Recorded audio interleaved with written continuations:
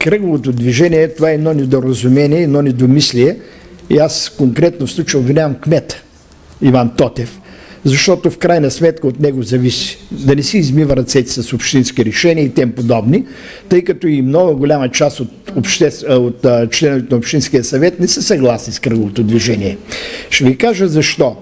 Значи ние имаме специалисти в тези области, в строителство особено, наши хора, сапьори, които се занимават просто, това е ми работа.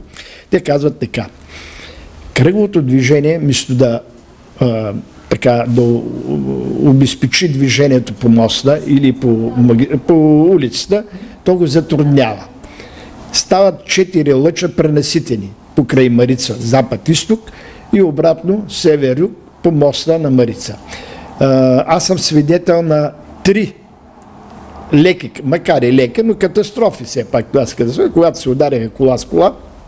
И това е рисково движение. Хората казват не кръгово движение, а рисково движение. Там дори казват на името на кмета се украде кметското колело.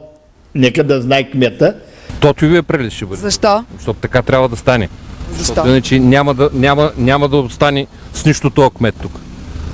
Само да дадат пари за този прелез, ще го кръстим Тотиовия прелез. Както има Тотиовото кръстовище. Кое е това кръстовище? Кръговото кръстовище. На водната палата? Точно така, да. На водната палата Тотиовото кръстовище. Кръстовището на Тотио. В крайна сметка, там, както е проектирано, се оказва, че това е една съвършена глупост, защото отдолу има подлез. Основите не могат да гарантират устоите на това усилено движение и забавено там, при това, че се натоварва.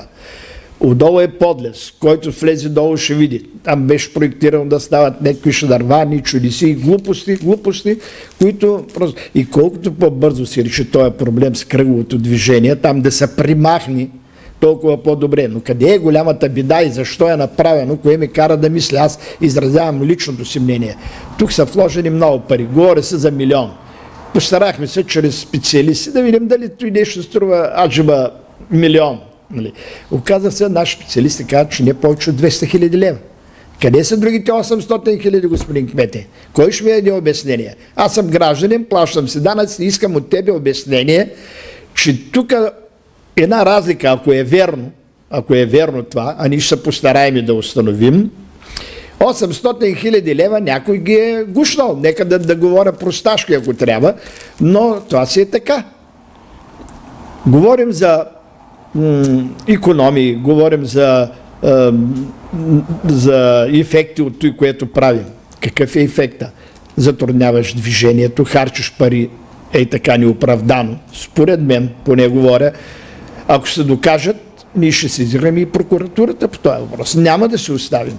Искаме това движение или да се урегулира по някакъв начин, или ако трябва да се махне.